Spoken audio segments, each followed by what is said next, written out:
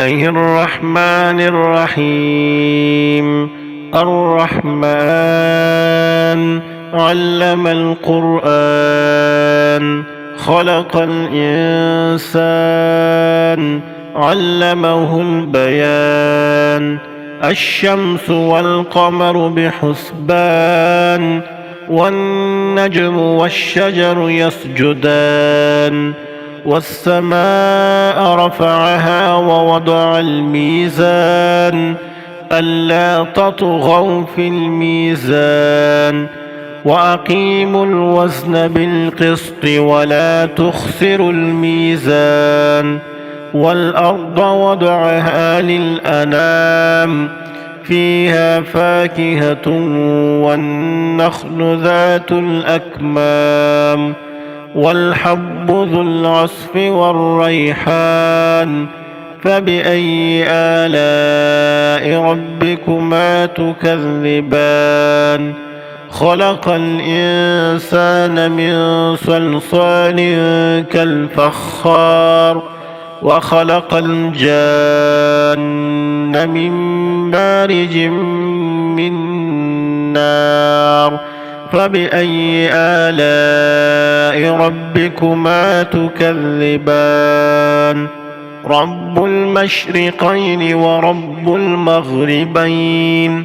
فبأي آلاء ربكما تكذبان؟ مرج البحرين يلتقيان، بينهما برزخ لا يبغيان. فبأي آلاء ربكما تكذبان؟ يخرج منهما اللؤلؤ والمرجان. فبأي آلاء ربكما تكذبان؟ وله الجوار المنشآت في البحر كالأعلام. فبأي آلاء ربكما تكذبان؟ كل من عليها فان، ويبقى وجه ربك ذو الجلال والإكرام. فبأي آلاء ربكما تكذبان؟ يسأله من في السماوات والأرض، كل يوم هو في شأن. فبأي آلاء ربكما تكذبان؟ سنفرغ لكم أيها الثقلان. فبأي آلاء ربكما تكذبان؟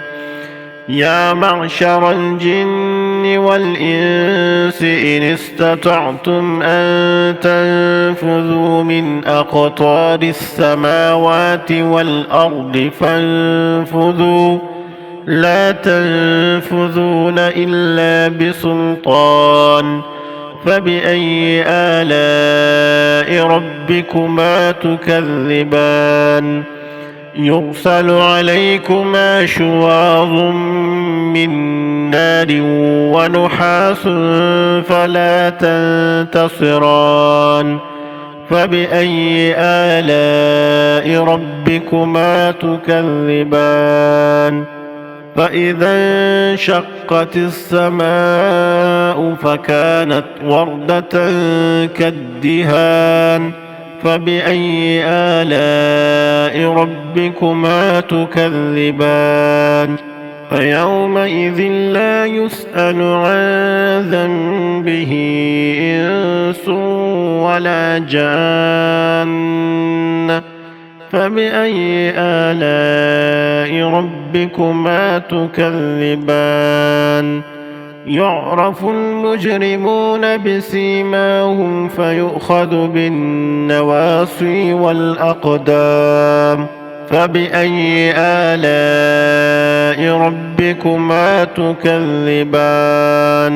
هذه جهنم التي يكذب بها المجرمون، يطوفون بينها وبين حميم آن. فبأي آلاء